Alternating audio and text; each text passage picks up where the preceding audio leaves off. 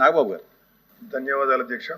Opposition party ఎల్వైపీ గారికి, ఇక్కడున్న ministers, గౌరవ హోమ్ మినిస్టర్ గారు అందరికీ కూడా కృతజ్ఞతలు.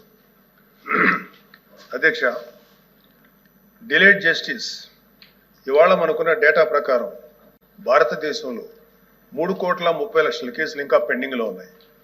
ఆంధ్రప్రదేశ్లోనే 1,00,000కు పైగా కేసులు పెండింగ్లో ఉన్నాయి. డిస్ట్రిక్ట్ కోర్ట్స్లో, సబార్డినేట్ కోర్ట్స్లో 75% కేసులు సంవత్సరానికి పైగా, అలాగే 30% కేసులు 3 ఏళ్లకు పైగా సాగుతూనే ఉన్నాయి. దీన్ని కేవలం mere డేటా కింద మనం చూడలేము అధ్యక్ష. ఎందుకంటే ఏ వ్యక్తి తప్పు చేయకపోయినా అన్యాయంగా కేసులు పెట్టబడి తనకి న్యాయం చేయమని కోర్టు మెట్లు ఎక్కినప్పుడు అతనికి సరైన సమయానికి న్యాయం అందించలేకపోతే అతన్ని మనం విక్టిమైజ్ చేస్తున్నాడు. అందుకే దీని మీద మనం దృష్టి పెట్టాల్సిన అవసరం ఉంది. గుంటూరు జిల్లాలో ఎగ్జాంపుల్ అధ్యక్ష, గుంటూరు జిల్లాలో రోజు కూలీ చేసుకునే ఒక సామాన్యుడు ఒక దొంగతనం కేసులో అరెస్ట్ అయితే తనకి లాయర్ని పెట్టుకునే స్తోమత లేక ఆ కేసులో కోర్టులో 6 సంవత్సరాల పాటు జైల్లో ఉండాల్సి వచ్చింది.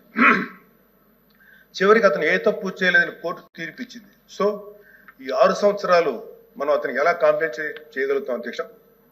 దీనికి తోడు పొలిటికల్ వెండెట్టాతో పెట్టే కేసులు, ఇది కేవలం ఒక పార్టీకి కన్ఫైన్ చేయట్లేదు అధ్యక్ష. రాజకీయ కక్షతో మన జ్యుడిషియల్ సిస్టమ్ని అధికారంలో ఉన్న కొంతమంది వాళ్ళ కన్వీనియన్స్ కోసం వాడుకుంటే, లాని వెపనైజ్ చేస్తే చాలా మంది నిర్దోషులకి వాళ్ళ కెరీర్లో ఒక బ్లాక్ మార్క్గా మిగిలిపోతుంది. ఉద్యోగాలు, ప్రభుత్వ ఉద్యోగాలు అప్లై చేసుకోలేరు. ప్రైవేట్ సంస్థల్లో ఉద్యోగాలు అప్లై చేస్తే బ్యాక్గ్రౌండ్ చెక్లో ఫెయిల్ అయిపోతున్నారు. పాస్పోర్ట్ సీజ్ చేసినప్పుడు పాస్పోర్ట్లు కనుక సీజ్ చేసే పరిస్థితుల్లో అక్కడ కూడా వాళ్ళని హోల్డ్లో పెట్టేస్తారు.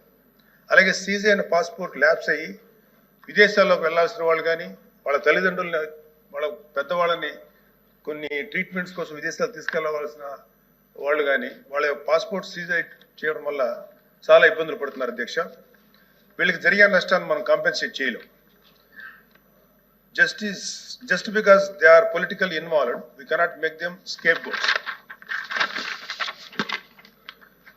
ఇలాంటి ఫ్యాబ్రికేటెడ్ కేసుల వల్ల చాలా సమస్యలు ఉన్నాయి అధ్యక్ష. ఇలాంటి ఫ్యాబ్రికేటెడ్ కేసెస్ వల్ల జెన్యూన్గా విచారించాల్సిన కేసెస్కి ప్రయారిటీ ఇవ్వలేము అధ్యక్ష. న్యాయం కోసం కావాలని అడిగే సామాన్యుడికి మన న్యాయ వ్యవస్థ మీద నమ్మకం లేకుండా చేస్తున్నాం. ప్రజాస్వామ్య వ్యవస్థనే బలహీనపరుస్తున్నట్టు గవర్నెన్స్లో మనకి మోరల్ అథారిటీ లేకుండా పోతుంది.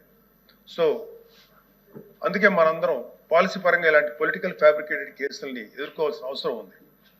ఇలాంటి తప్పుడు కేసులు పెరుగుతూ పోతున్నప్పుడు మనం చూస్తూ కూర్చుంటే మనం కేవలం అమాయకులు పనిష్ చేస్తున్నట్టే కాదు అధ్యక్ష, మన న్యాయ వ్యవస్థ తాలూకు శాంక్టిటీని కూడా డిస్ట్రాయ్ చేస్తున్నట్టు. So we have to take responsibility as lawmakers, leaders and representatives to ensure that justice not delayed, justice not denied and justice misused. అందుకే ప్రతి పొలిటికల్ సెన్సిటివ్ కేసు మీద ఎటువంటి పక్షపాతం లేకుండా ఇండిపెండెంట్ రివ్యూ జరిపి ఆ తాలూకు కేసుల మీద ఇంటెంట్ మీద త్వరగా డెసిషన్ తీసుకోవాలి అధ్యక్ష.